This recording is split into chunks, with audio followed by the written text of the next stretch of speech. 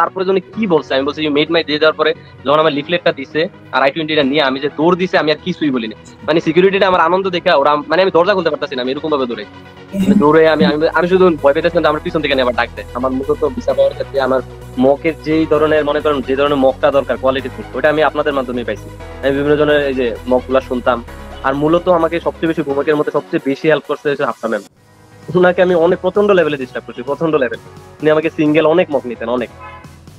আর সকল মেন্টরটা আছে, আর পূর্বা ম্যামের কাছে আমি অনেক মক দিতাম। হাফসাপুর কাছে মূলত না হলেও এই 4-3 দিনে আমি 9 থেকে 10টা মক দিচ্ছি। ওনাকে পার্সোনালি আমি মেসেজ দিতাম, উনি পার্সোনালি আমার মক, আমি রেগুলার তো তাও উনি পার্সোনালি নিতে, উনি আমাকে একটা স্পেশালে সম্ভবত লেখা দেয়, বাট উনি আমাকে রেগুলারেও একটা কোশ্চেনে অনেক সুন্দর মডিফাই করে দিচ্ছে। আর আমার সবগুলো আলহামদুলিল্লাহ আমি নিজে নিজে কোশ্চেন বলছি যে ঠিক ছিল। আর তুমি এত বড় স্কলারশিপটা কিভাবে পাইছো, আবার হাউজিং সহ পাইছো? আমি বললাম যে এটা শুধু ইন্টারন্যাশনাল স্টুডেন্টেরই দেয়, আর মেরিট বেস। তো উনি অনেক খুশি হওয়ার পরে আমার স্পন্সরের দিকে চলে যায়। স্পন্সর, আমি স্পন্সর বলছে যে হোয়াট ডাজ সি ডু, আমি সুন্দর করে বলে দিছি। এই মূলত মনে করেন 30 সেকেন্ডে শুধু একটা কনভারসেশন হয়েছে, আমার 30 সেকেন্ডে আলহামদুলিল্লাহ আমাকে ভিসাটা অ্যাপ্রুভ করে দেয়। আমি মনে করি যে আমার ভিসাটা অ্যাপ্রুভ হওয়ার পিছনে হয়তো আল্লাহর সবচেয়ে বেশি, আল্লাহ আমাকে সবচেয়ে বেশি সাহায্য করছে।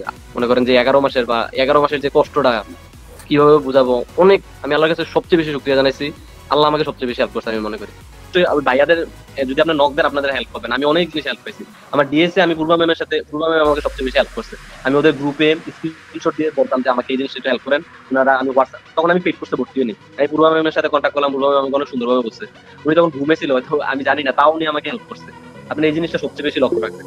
আমি যতটুকু মনে করি ভিসা, যারাই ভিসা পাইছে দেখবেন যে অনেকে হয়তো বা আলহামদুলিল্লাহ এজেন্সি থ্রুতে করার পর পাইছে, বাট ডেডিকেশনটা এমন ভাবে রাখতে হবে যে আপনার ওই জিনিসটা লাগবে, না লাগলেও সমস্যা নেই, আপনি দ্বিতীয়বার দাঁড়াবেন।